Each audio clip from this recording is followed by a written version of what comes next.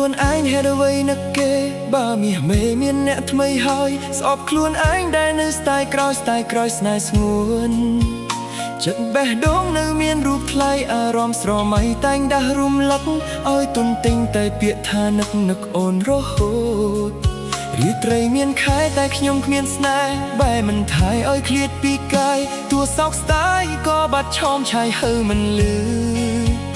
ធ្វើខ្លួនឲ្យឈឺចាប់តាមជាប់ទុកខំបនលក់ក៏មិនបាត់ឈឺចិត្តក្រំឈឺហេតុអ្វីលឺតែសំឡេងថ្លៃ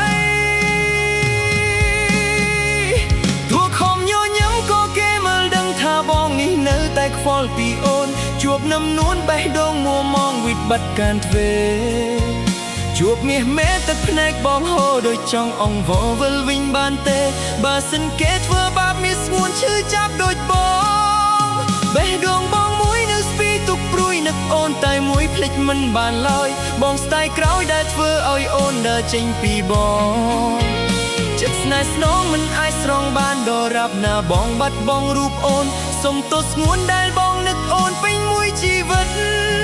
អតីតស្នេហ៍ដំបូង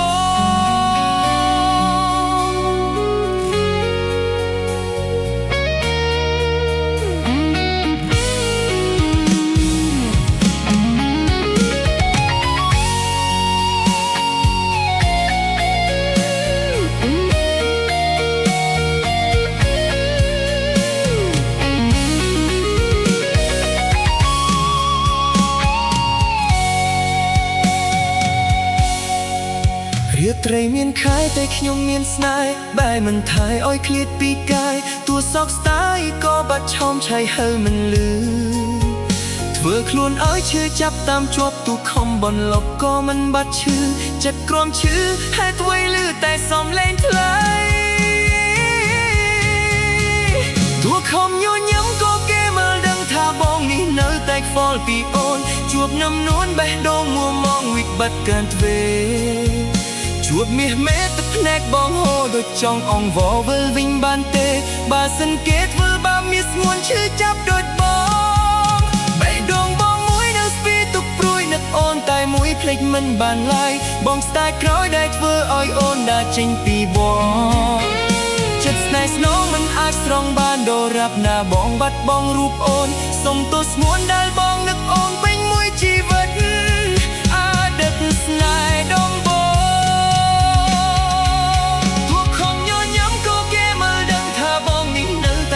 ពីអូនជួបនឹមនួនបេះដូងមួមងវិបត្តិកាន់ទ្វេជួបមាសមេទឹកភ្នែកបងហូរដូចចង់អង្វរវិលវិញបានទេបើសិនគេធ្វើបាបមាសស្ងួនឈឺចាប់ដូចបងបេះដូងបងមួយនៅស្ពីទុកព្រួយនឹកអូនតែមួយភ្លេចមិនបានឡើយបងស្ដាយក្រោយដែលធ្វើឲ្យអូនដើរចេញពីបង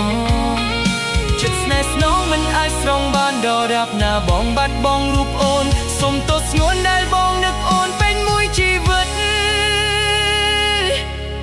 អតីតស្នេហ៍